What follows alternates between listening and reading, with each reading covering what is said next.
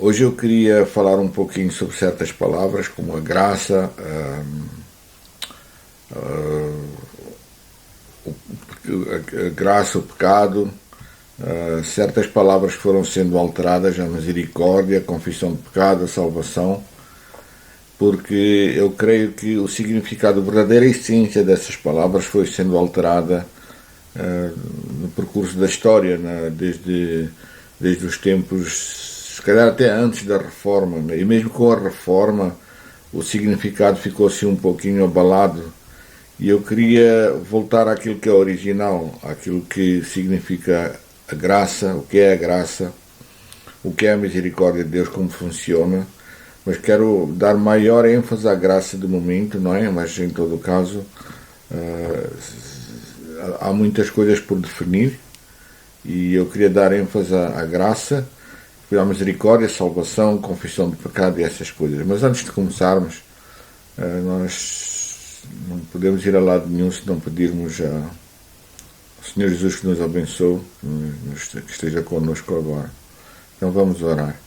Senhor Jesus, sem Ti, Pai, qualquer casa vai ruindo, ainda que seja construída.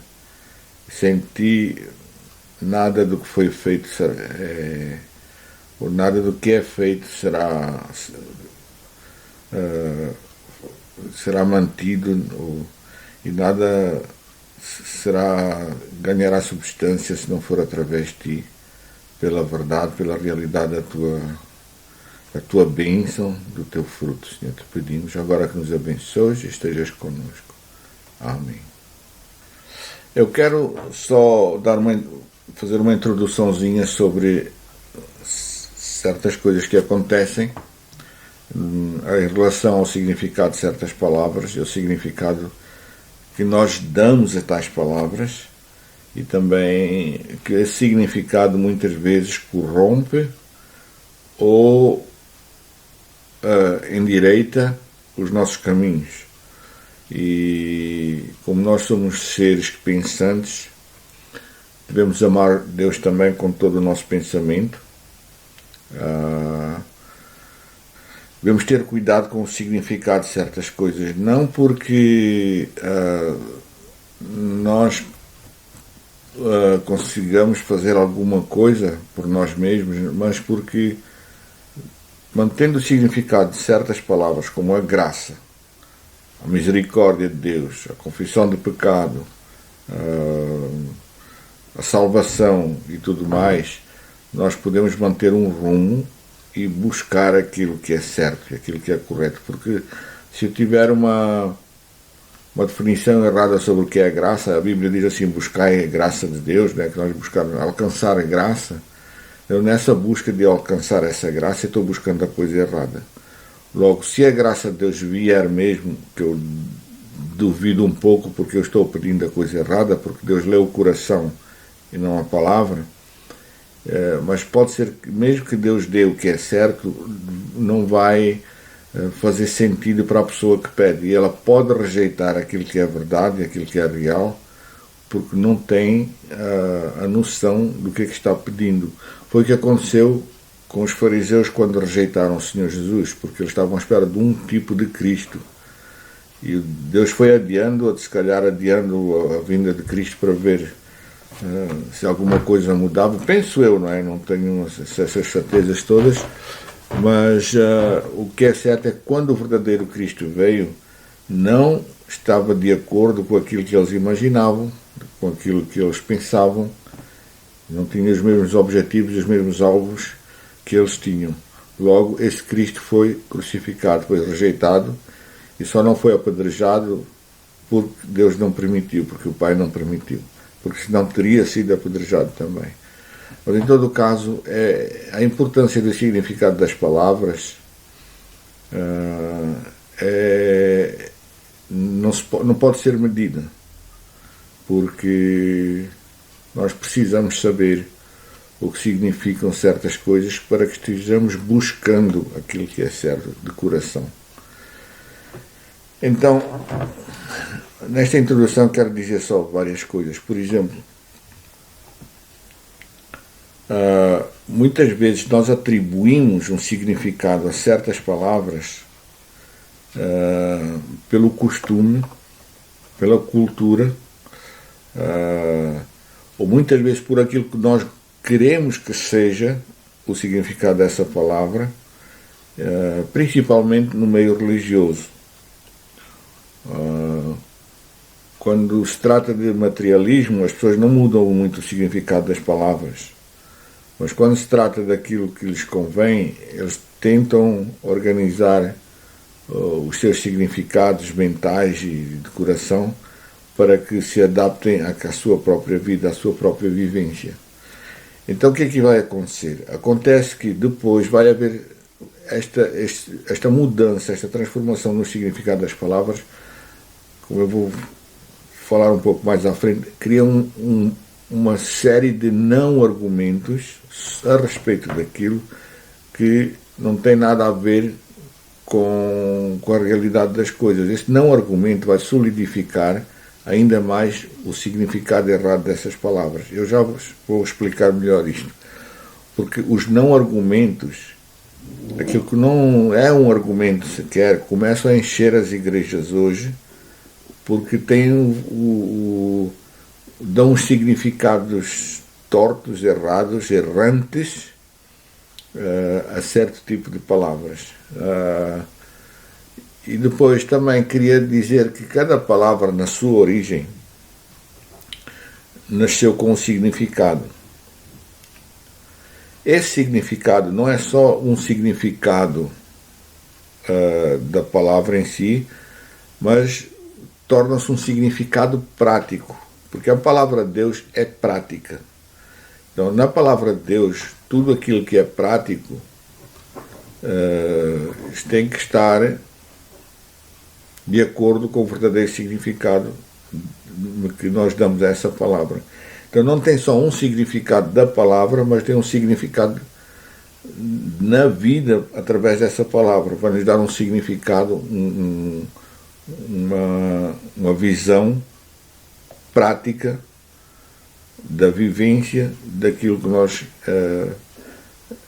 entendemos. Não é? Por isso é que o nosso entendimento precisa ser transformado também. Por isso é que Paulo diz lá em Romanos 12, para que o nosso entendimento seja transformado, para que possamos saber ou conhecer qual é a agradável e boa vontade de Deus.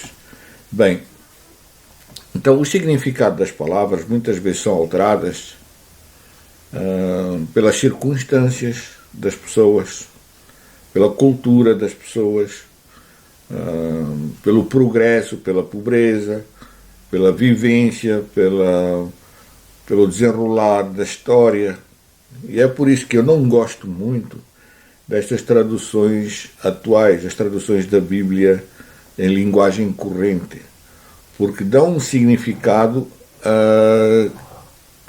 muitas vezes que as pessoas querem que as pessoas desejam. O significado é aquilo que elas desejam que aquela palavra esteja dizendo. E então eu não gosto muito dessas traduções. Eu prefiro buscar muito no original, buscar muito o significado original das palavras, não tanto nos dicionários ou no coisa, mas o significado espiritual dessa verdadeira palavra. E isso aí só é alcançado por revelação, por manifestação e pelo ensino do próprio Deus em nós. Aquilo que João diz, que aquele que tem a unção de Deus não precisa que lhe ensinem, porque podem ensinar errado, mas o próprio Deus nos ensina a respeito daquilo com que estamos lidando. Então, é bom consultar Deus sobre o significado das palavras, em vez de estarmos a consultar livros e ideias teológicas e dar uma aparência de sábios e dar uma aparência de humildes e dar uma aparência de professores, quando muitas vezes estamos a ensinar as pessoas de maneira errada e de maneira que não convém. Bem, falando isto, ainda existe outro problema. É que ainda que o significado esteja mais ou menos correto, existe aqui um problema, é que nós temos um significado humano e um significado espiritual para a mesma palavra. Muitas vezes, em muitas ocasiões, isso acontece. Em muitas partes das Escrituras isso acontece. Porque, por exemplo, vamos usar a palavra prosperidade, não é? Para o humano, a prosperidade significa uma coisa, mas em termos celestiais, prosperidade significa estar cheio de Deus, ser próspero no crescimento espiritual, não é? Ser mais próximo de Deus, tão próximo que, por exemplo, como Enoque foi levado, chegou a um ponto que não poderia mais viver nesta terra, Deus decidiu levar Elias. Então isso é prosperidade celestial, ou parte dela, não é? Embora não se possa limitar o significado a isso, mas o que eu quero dizer aqui é que existe um significado humano e existe um significado espiritual que é usado, que é definido pela mesma palavra. Então, essa é outra questão, nós temos que ter cuidado com isso também, porque, humanamente falando, nós não estamos a lidar com o significado verdadeiro, real daquela palavra quando está nas Escrituras, quando vem nas Escrituras. E, espiritualmente falando, o significado humano de cada palavra não bate, aliás, não só não bate, mas é contrário. Na maioria das ocasiões é contrário àquilo que significa espiritualmente, o verdadeiro significado. Então existem expressões aqui que nós devemos ter muito cuidado, com as quais devemos ter cuidado. Pronto, isto é só uma introdução a nível do significado das palavras. Então eu vou querer usar aqui, pelo menos, vamos ver se dá tempo, não é? Sobre a graça.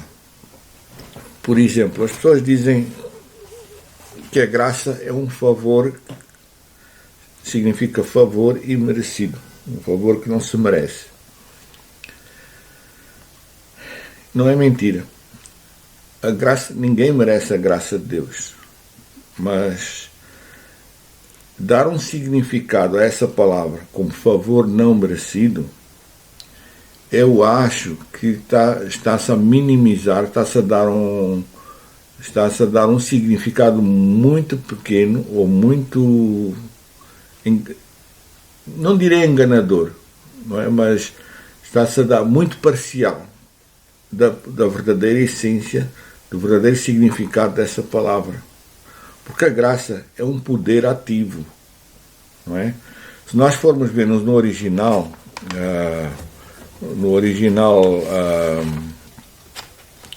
da Bíblia, a nível da Bíblia, eu vou ler aqui, diz assim: a graça é uma influência divina no coração, dentro, que se reflete na vida prática. Vou repetir: a graça é uma influência divina no coração do homem que se reflete na vida prática. Então isso significa que a graça não é só uma coisa que não se merece. Deixa-me explicar melhor. Por exemplo, imaginemos que eu não mereço o ar que respiro, não mereço o oxigênio que respiro, como pecador, como pessoa. Isso não é uma idade falsa, é a realidade. Não mereço isso, porque como pessoa que transgrediu contra Deus, não mereço essas coisas. Mas isso não me dá o direito de mudar o significado da palavra ar ou oxigênio. Quer dizer, o que é o oxigênio? É uma coisa que eu não mereço. Não, o oxigênio não é isso. Eu não mereço, é verdade, mas o oxigênio, o significado da palavra oxigênio, não é imerecimento, não é não merecer, só porque eu não mereço. Então, a mesma coisa com a graça de Deus. Eu não mereço a graça de Deus, mas isso não me dá o direito de transformar o seu significado em imerecimento, em não merecer. Favor não merecido. A graça é um favor não merecido. ninguém merece. Mas isso não me dá o direito de transformar o verdadeiro significado, a essência dessa palavra. Porque a graça é um poder ativo de Deus. Eu não mereço esse poder, mas é um poder ativo. É uma influência dentro do coração do homem. É um poder, o poder de Deus. Aquilo que aconteceu em Pentecostes, com o derramamento do Espírito Santo, isso é a graça de Deus, isso é o poder de Deus. Isso é a graça atuante de Deus no interior das pessoas e na transformação das pessoas. Agora, se nós formos mudar o significado dessa palavra graça só porque não merecemos, estamos aí longe demais. Estamos a tornar essa palavra muito limitada.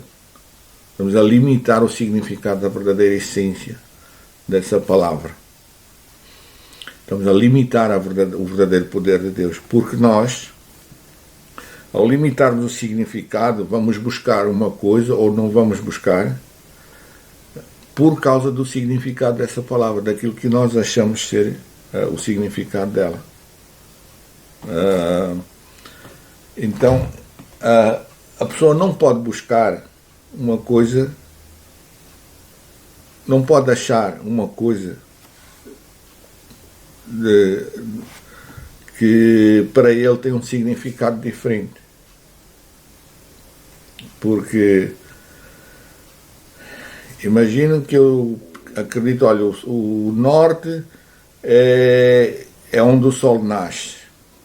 O facto de eu ir em direção ao nascente do sol não significa que eu estou na direção correta. Eu fico orando, Senhor, guia-me por este caminho, que eu estou indo para norte. Eu não estou indo para norte. Eu estou indo para o lugar que eu penso que é o norte. Então, é muito difícil nós buscarmos uma coisa ou acharmos uma coisa da parte de Deus se não temos noção do que é que se trata. Não é? É por isso que o Senhor Jesus, em Lucas 14, ele disse, tinha a multidão a seguir o Senhor Jesus, ia todo mundo atrás dele. Outros também iam atrás dele por causa do pão. Mas em Lucas 14, o Senhor Jesus virou-se para aquela multidão e disse, olha, pensem um pouquinho, porque andar atrás de mim, seguir-me, não é isso que vocês pensam. Porque aquele que não negar pai, não negar mãe, não negar aquilo que é ele próprio, não aborrecer a própria vida, não tem como ser meu discípulo.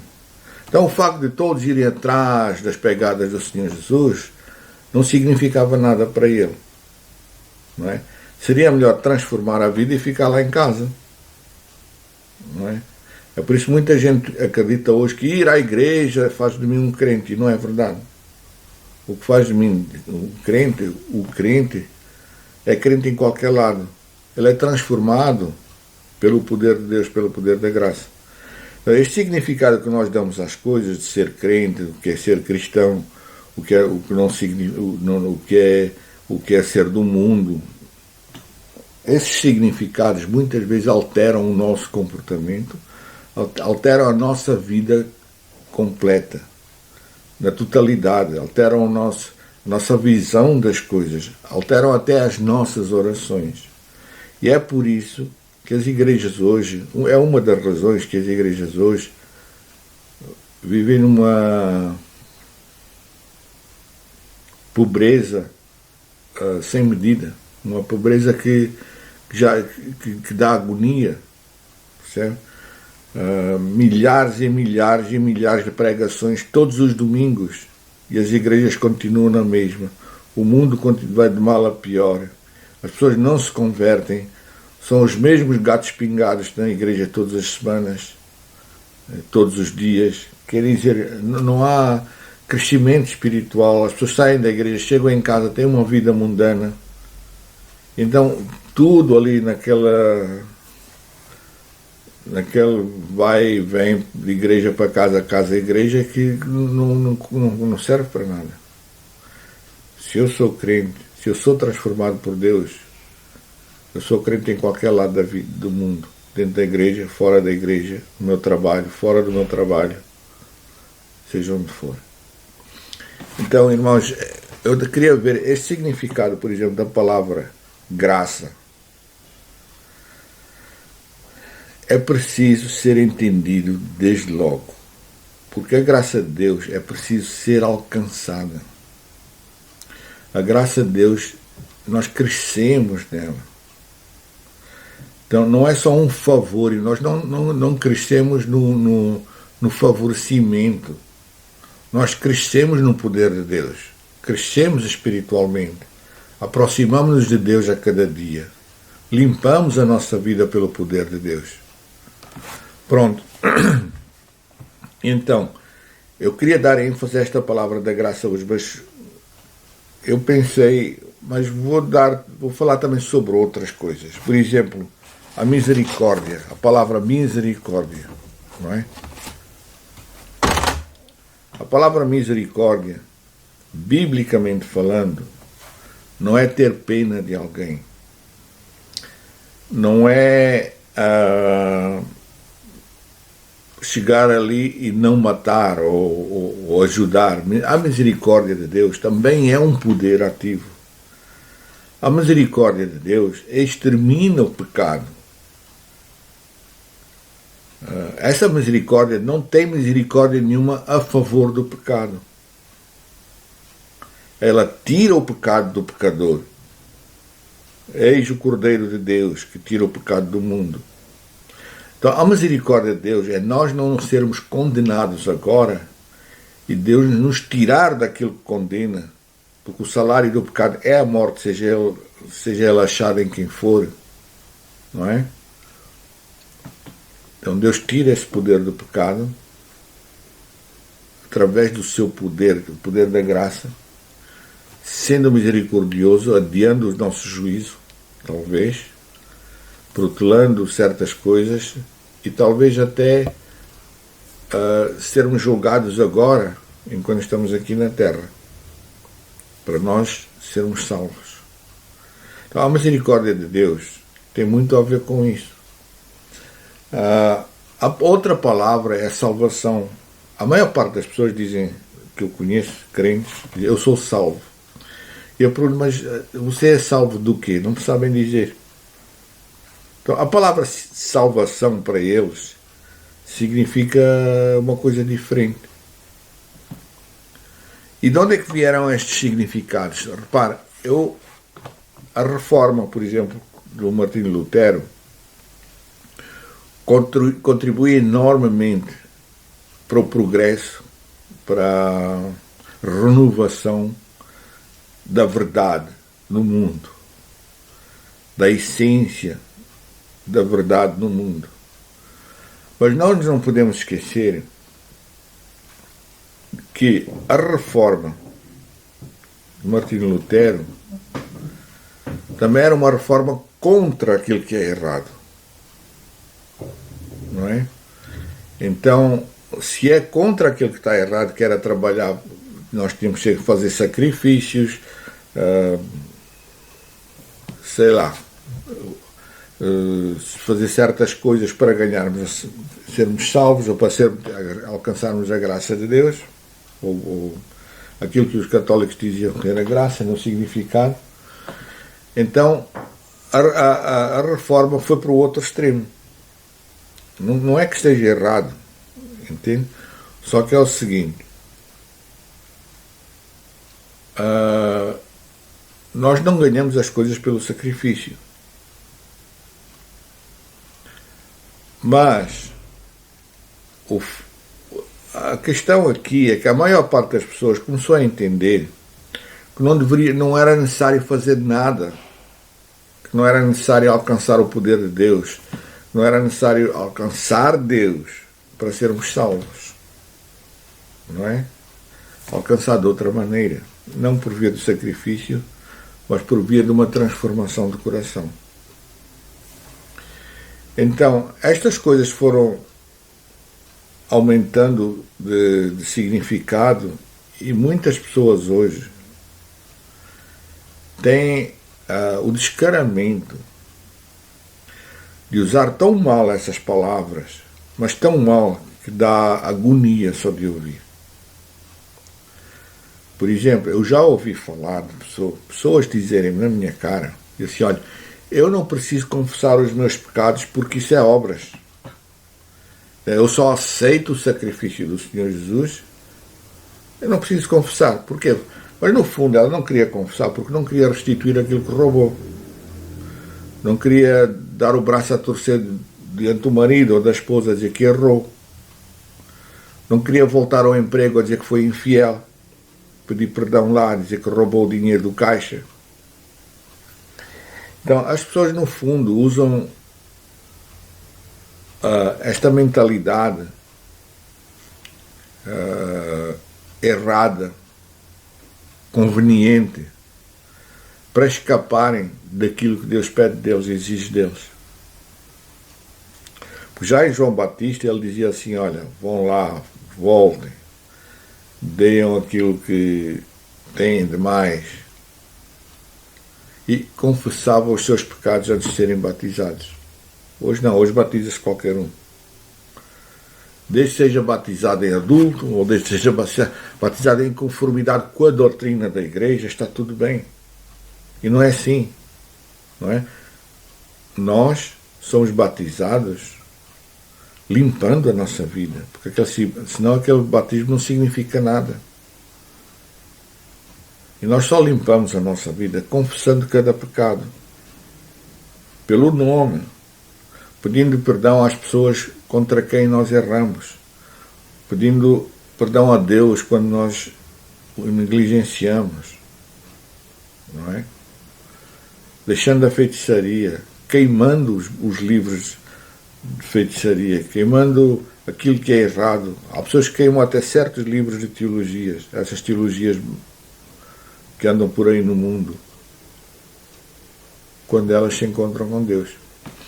Então, o significado que as pessoas dão a isto das obras e da graça e da misericórdia de Deus, muitas vezes é um significado de conveniência. Eles gostam que essas palavras signifiquem. Agora, eu espero que isso não seja o seu caso. Por exemplo, vamos pegar na palavra salvação. Uma vez perguntei às pessoas, a uma igreja repleta, e eu disse-lhes assim, aqui, quem é que é salvo aqui? Não sei, então levantaram a mão. E eu depois perguntei individualmente e disse assim, mas olha, desculpe senhora, a senhora foi salva do quê? Por aí, e todos aqui, eu quero agora que pensem um pouco do que é que foram salvos. Porque, por exemplo, se eu estou num rio, morrendo afogado, alguém me salva, eu consigo dizer que eu fui salvo de afogamento. Eu fui salvo no rio e aquela pessoa me salvou. Eu consigo dizer isso. Mas hoje em dia, a gente pergunta a um crente do que é que ele foi salvo, a maioria não sabe dizer. Ele diz, eu sou salvo, mas salvo do quê? Não é? Aí uns dizem, não, mas eu não vou mais para o inferno, eu sou salvo do inferno. Sabe uma coisa? Se você for salvo do inferno, é porque você já estava no inferno. Você não pode ser salvo do inferno sem ter estado lá. Então, aqui nesta terra, você é salvo de alguma coisa que está aqui a prendê-lo. E então, a Bíblia diz que nós somos salvos dos nossos pecados, da força do nosso pecado. Mateus 1, 21, diz lá assim, darás o nome ao Senhor Jesus, vai chamá-lo de Jesus, porque Ele salvará o seu povo dos seus pecados. Ele não diz lá que salvará o seu povo do inferno. E tem mais, salvará o seu povo. Não é o mundo. Aqueles que se consideram seu povo. Esses precisam ser salvos. Aqueles que são povo de Deus. Isto significa o quê? Significa que 99% das pessoas que estão na igreja precisam ser salvas ainda. Do quê? Dos seus pecados. Então, esta noção que as pessoas têm do que é a salvação, a ideia que eles têm, começa a criar N tipo de argumentos ou não argumentos que não têm cabimento sequer. Eu vou explicar. Por exemplo, alguém vai dizer, olha, a salvação perde-se ou não se perde? E eu fico assim, mas a salvação perde-se, não se perde? Porque se eu sou salvo do meu pecado, que argumento é esse? Salvação perde-se, não se perde? É que não tem nada a ver, é um não argumento. Por que é um não argumento? Porque eu sou salvo do meu pecado. Então, será que eu sou salvo? Eu posso perder? Posso pecar de novo? Então, é um não argumento, entende? Se eu entro nesse argumento, eu estou a entrar nesse argumento mediante a definição que aquela pessoa dá a respeito da salvação. Então, eu estou ali solidificando um não argumento. Eu não vou discutir se a salvação se perde ou não se perde, porque aquela pessoa não tem noção do que é a salvação. Não sabe o que é a salvação. É por isso que hoje em dia, a maior parte das igrejas estão repletas de não argumentos. Então, esses não argumentos ajudam a solidificar as ideias erradas sobre a salvação, sobre a graça, sobre a misericórdia de Deus, sobre a confissão do pecado, sobre os batismos, sobre tudo. Porque são criados um não argumento, os filhinhos dessa ideia errada. Eu, quando entro nesse tipo de argumento, já estou errado. Porque eu estou ajudando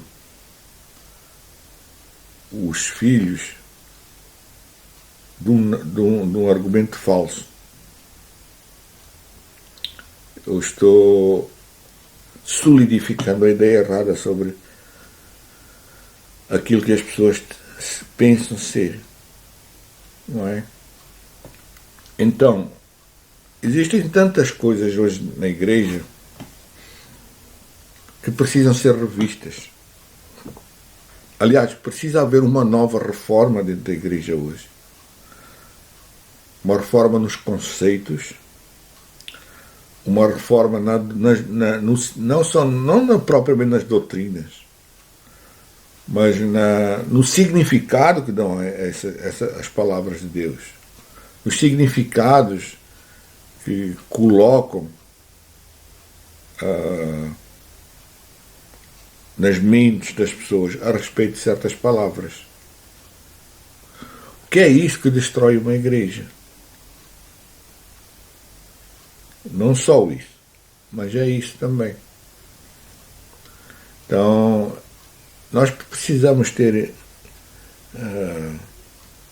em consideração certo tipo de argumentos que não tem nada a ver.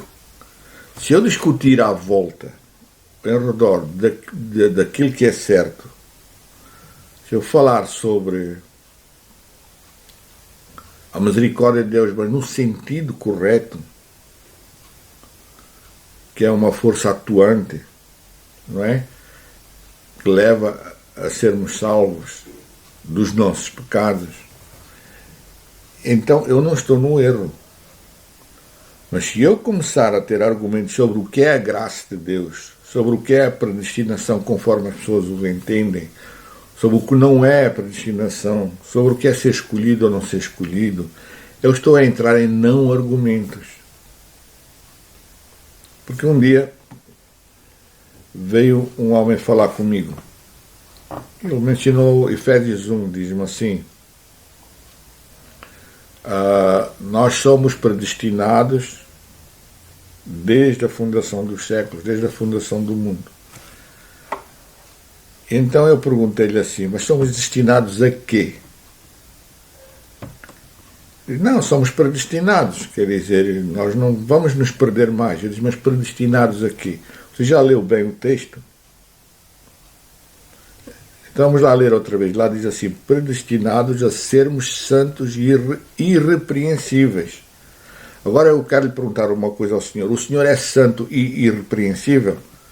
Ele diz, não, todos somos pecadores. Então como é que você pode dizer que é predestinado se não é santo e irrepreensível? Porque lá diz, nós somos predestinados para sermos santos e irrepreensíveis diante de Deus. Não é diante dos homens, porque os homens vêm conforme lhes apetece. Os homens alteram as suas opiniões conforme o vento.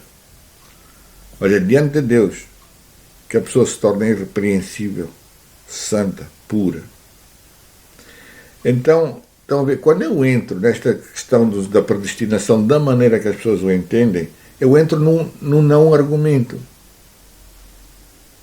Porque não é a questão, a essência do Evangelho, não é se eu fui predestinado ou se não fui, se eu sou escolhido, se não sou escolhido.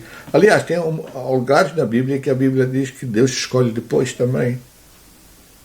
Não é? As parábolas do Senhor Jesus diz, olha, viram peixes bons, peixes maus, depois ele escolhe uns e separa uns dos outros. Separa o trigo do joio. Escolhe o joio para um lado, não, escolhe o trigo para um lado e o joio para o outro. Então, também, as pessoas não esquecem que escolher também tem a ver com isso. Não é? Então, a palavra, esses teólogos que andam por aí a discutir nas igrejas, a solidificar não argumentos, não traz benefício nenhum à igreja. Não tem como trazer benefícios à igreja. Agora eu vou dizer, é verdade que existe predestinação? Não, é verdade. Mas o que você diz sobre isso é que não está correto, porque nós somos predestinados, somos destinados a ser santos e irrepreensíveis. Agora, o primeiro argumento falso é que essa pessoa que diz que é predestinada, ela diz logo que eu não posso parar de pecar. Também.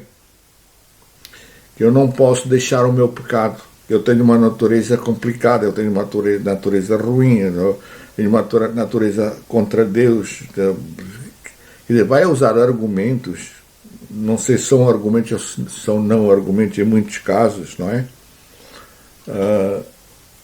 Para quê? Para contrariar aquilo que diz. Porque a Escritura diz, somos predestinados a sermos santos e irrepreensíveis. Irrepreensíveis.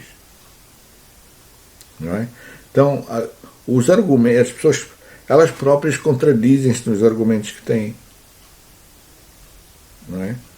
Então, outro argumento que diz aí, olha, eu tenho uma natureza pecaminosa, velha, contra Deus, desde Adão e Eva, e baseiam isso num versículo das Escrituras. O facto de Deus nos ter criado conforme a sua imagem já não conta. Não é? Mas eu não estou por aí. Eu não vou entrar num não argumento. Porque a essência da questão é o seguinte. Veja, o que é que interessa que eu tenha uma natureza pecaminosa ou não tenha uma natureza pecaminosa? Leva-me a quê? Porque o Senhor Jesus pode transformar pedras em pão. Pode agarrar em pedras duras e transformá-las em filhos de Abraão. Por que ele não pode pegar uma natureza velha, uma natureza pecaminosa e transformá-la? Pelo novo nascimento. Então o facto de eu ter uma natureza velha não anula o Evangelho da santidade. Não é? Do outro lado, aquela pessoa que diz, não, nós somos criados conforme a imagem de Deus, entramos no pecado, assim, eu não vou argumentar a favor dessas pessoas também. Porque o que é que interessa? Ela vai fazer alguma coisa sem Deus? Ela consegue transformar o próprio coração sem Deus, sem achar o poder da graça? É que não tem cabimento estes argumentos que existem hoje na igreja. Não tem nada a ver com a essência do Evangelho. E nós precisamos voltar às origens do Evangelho. Precisamos ter noção do que é que estamos aqui a falar. Né? Porque não é uma natureza velha, uma natureza pecaminosa que vai impedir Deus de transformar o homem. de transformar uma pedra dura, uma rocha dura, em filho de Abraão, em filho de Deus. Não é isso que vai impedir Deus. Agora, usar esse argumento para dizer que a pedra é filha de Deus, é filha de Abraão, é ir longe demais.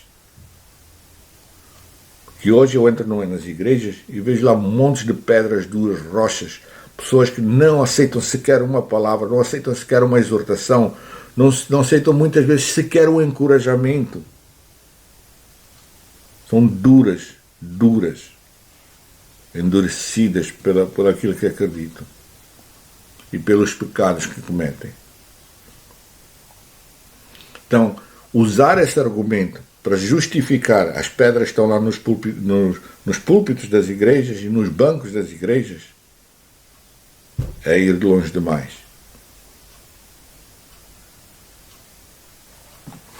Então, amigos, é o seguinte, vejam, criar estes não argumentos por causa da definição que damos a certas palavras é um erro crasso. Nós precisamos rever os nossos fundamentos, porque o fundamento é muito importante. Vou usar outro não argumento. Por exemplo, quando houve a reforma, e não só nos avivamentos, ainda acontece isso hoje.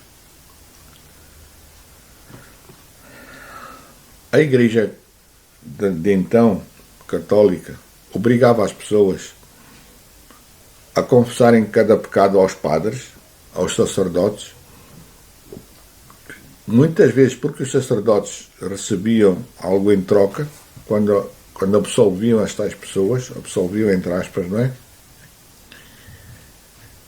E colocavam-os numa posição de Deus, serem como Deus. E também, muitos desses sacerdotes gostavam de saber quais eram os pecados que as pessoas queriam. Isso acontece hoje em avivamentos.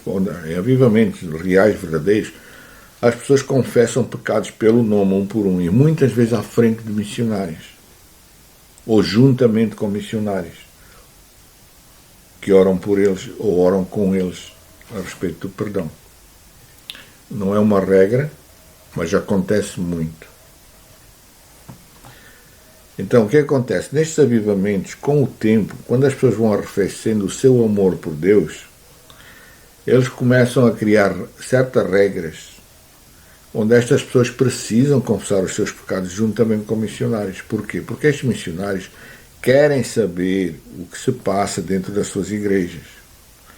Querem saber quais são as mulheres que andam soltas. Querem saber quais são as pessoas que andam a roubar. E eu já estive em avivamento verdadeiro, onde muitas vezes as pessoas confessavam os pecados juntamente com outras pessoas que se diziam conselheiros, pessoas que se iniciam a estar perto de Deus, e depois aqueles pecados dessas pessoas eram discutidos entre outras pessoas.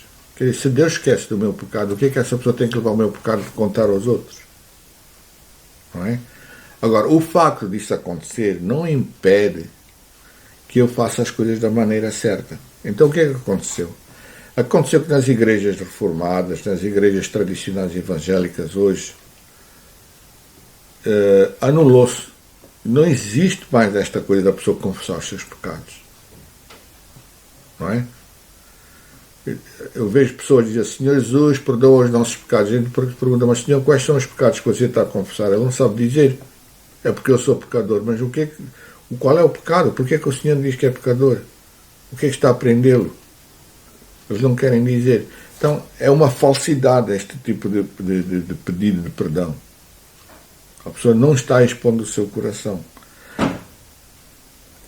Isso significa que, por causa daquilo que é errado, eu fui para o outro extremo e fui praticar outra coisa errada.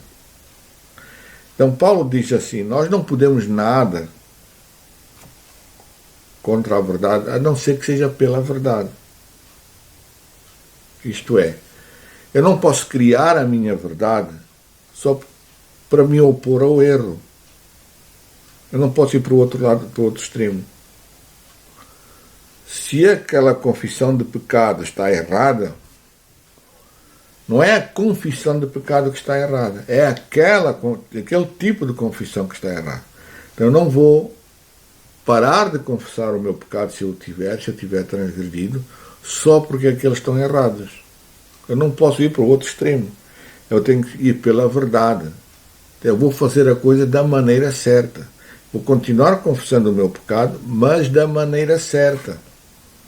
E não tem nada de mal os irmãos juntarem-se e confessarem os pecados uns dos outros juntos. Ou com alguém que... confessar juntamente com alguém que a gente sabe que aquela pessoa, o momento que ela ora, a sua oração vai alcançar Deus. É por isso que nós lemos em Tiago: confessai os vossos pecados uns aos outros, orai uns pelos outros, porque a oração de um justo tem muito poder. Então, eu não posso anular uma coisa certa só por causa do erro, porque isso é uma estratégia do diabo, não é? É uma estratégia do diabo. Então, alterar o significado das coisas altera as coisas. No decorrer do tempo altera as coisas. E nós não podemos permitir isso. Temos que voltar à essência da verdade. Temos que lutar contra a mentira, contra aquilo que é verdade, né, aparentemente, mas pela verdade. Eu não posso ir para o outro extremo. Não é? Então, só porque a Igreja Católica fazia os sacrifícios dos ossos, de vender, de comprar, de dar, essas coisas, eu não posso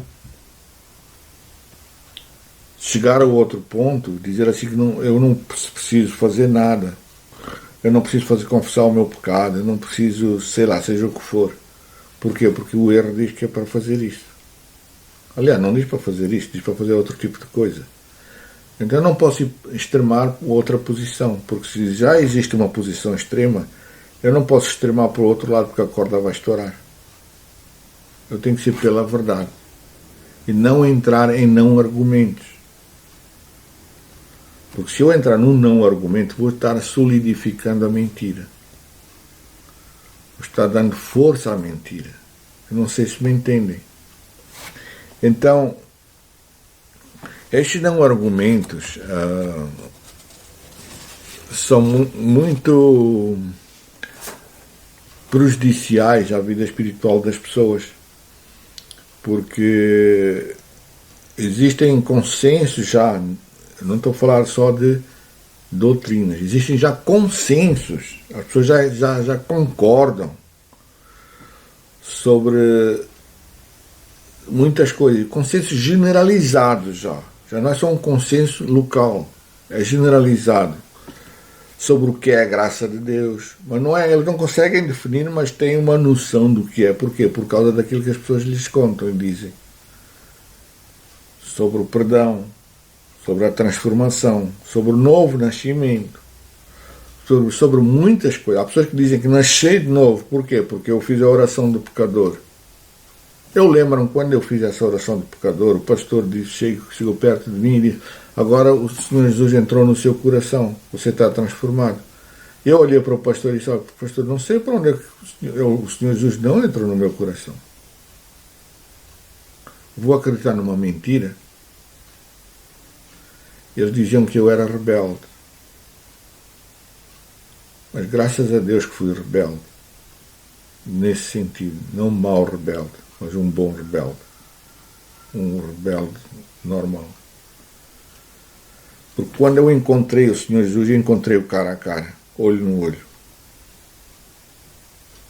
Isso transformou toda a minha visão sobre o cristianismo, sobre aquilo que a Bíblia diz. A Bíblia abriu-se para mim. Hoje eu consigo pegar na Bíblia e entender aquilo que estou vendo e lendo. Não só lendo, mas vendo. Bem, então este consenso generalizado que as pessoas já têm formado em suas mentes, formado em suas doutrinas, formado em... Porque as doutrinas em si, aquilo que está escrito, não é errado. Principalmente em igrejas reformadas, eu concordo 100% com as doutrinas escritas. Agora, a prática dessas doutrinas é que diferem muito daquilo que eu acredito. Porque na vida prática deixam muito a desejar. Porque o que nós temos que mudar aqui é as vidas das pessoas. Nós estamos aqui a pregar o Evangelho, a trazer o Evangelho para transformar vidas e não para dar ênfase ao erro. Então, estes consensos generalizados que existem já entre pastores, entre igrejas, eles desviam as pessoas do sério, desviam as pessoas da essência da verdade. Então, temos que ter cuidado com o verdadeiro significado das coisas. Lembre-se que a graça, eu vou repetir, a graça é um poder ativo. É o poder de Deus em movimento. Não é só um favor que não se merece. É óbvio que ninguém merece, mas eu não entro nessa discussão sequer. Mas isso não define a graça de Deus. Porque o poder de Deus, eu não mereço, mas não define o poder de Deus. O facto de eu dizer que não mereço. Para mim, eu já não argumento acerca disso sequer. Porque eu preciso alcançar esse poder. Eu preciso esperar em Jerusalém até que o poder deixe sobre mim. Eu não posso sair da igreja pregando pelo mundo sem o poder de Deus. Não posso estar interpretando a Bíblia sem a revelação de Deus. Eu não posso estar a orar só porque preciso de orar. Eu preciso de orar para estar em entendimento com Deus, para prestar contas a Deus, para obter o entendimento. Porque a oração tem segredos. Por exemplo, Andrew Murray, um grande reformador da igreja na África do Sul, ele disse assim: se eu ouço Deus, se eu consigo ouvir Deus, isso significa que Deus também me ouve. Quer dizer que existe um canal aberto. E hoje em dia, a maior parte das pessoas oram e não sabem se Deus os ouve. Eles assumem que Deus ouve, mas não têm essa noção. E a Bíblia diz, por exemplo, em 1 João, ele diz assim: se nós orarmos conforme a vontade de Deus, estarmos diante dele, né, nós vamos saber que somos atendidos. Nós sabemos. E também vamos saber se não formos atendidos. É por isso que um crente, quando está perto de Deus, ele está a fazer uma oração, ele sabe que Deus não está de acordo com aquela oração, então dá-lhe uma agoniazinha no coração. Porque ele tem noção de que está a entrar pelo caminho que Deus não quer. Mas se ele entra no caminho de Deus, também vai ter noção que está entrando pelo caminho. Estou falando a nível de oração. E não só, a nível de vida, a nível de tudo. Então, irmãos, vamos ter noção do que é a verdadeira oração. Porque a oração hoje em dia, jejum, essas palavras que existem hoje são corriqueiras dentro do meio evangélico, dentro do meio das igrejas, todas perderam o seu significado real. Porque a oração só tem significado se ela for atendida. Porque uma oração que não é atendida é algo que não tem fruto. E eu serei julgado por Deus pelo fruto que produzo, não pela obra que produzo, mas pelo fruto que isso vai dar. Então, muitas orações das pessoas vão julgar essas pessoas, não vão salvá-las, não vão ajudá-las, vão condená-las. Então, a oração, a essência da oração é a resposta. Não é o tempo que eu passo na oração. Posso passar 1 hora, 5 horas, não interessa, mas eu tenho que chegar, eu preciso chegar a uma resposta de Deus. Porque se Deus disser não, eu obtive uma resposta. Paulo disse, eu orei a Deus e ele disse não. Então isso significa o quê? Que Deus me ouviu. não atendeu, ele não deu aquilo que eu estava a pedir, mas ele ouviu-me, ele disse não. E da mesma maneira que ele diz não, ele pode dizer sim. Então, a essência da oração é a resposta, não é a oração em si. Então vamos ter cuidado com aquilo que ensinamos às pessoas a respeito da oração. Vamos ver quantas orações são feitas hoje. As pessoas nem sequer ligam ao facto de não terem sido atendidas. Elas saem da igreja, saem da reunião de oração, um dia, 2, 3 dias depois a gente pergunta, vocês oraram por quê? Ela não se lembra. Porque aquilo não era um assunto do coração. Mas vá lá orar da maneira certa, clamar a Deus da maneira certa, a ver se você não se lembra daquilo que pediu a Deus, daquilo que falou com Deus. E vamos ver se você não se lembra da resposta. Claro que vai lembrar. Então, este significado da essência das palavras precisa ser alterado no nosso meio evangélico. Eu espero que você consiga muito mais pegar em palavras, em significados, em coisas, em práticas da igreja e ter com Deus, buscar o verdadeiro significado das coisas e conseguir manter o rumo em direção àquilo que Deus lhe mostra. Espero que isso seja possível para Deus, porque não é fácil, o caminho é estreito e cada dia piora. Então vamos só agradecer a Deus sobre a sua ajuda, aquilo que Ele pode fazer por nós. Senhor Jesus, nós te agradecemos, Pai, te agradecemos muito que tu ainda hoje ajudas, tu ainda hoje revelas, tu ainda hoje te manifestas, ainda és o mesmo, serás o mesmo de sempre. E te pedimos, Pai, que não deixes as pessoas andarem conforme o vento das doutrinas, conforme os significados das palavras que se enraizaram no meio evangélico, no meio das igrejas. Mas te pedimos, Senhor, que a tua verdade seja real, se torne uma coisa real. Te pedimos. Amém. Deus nos abençoe.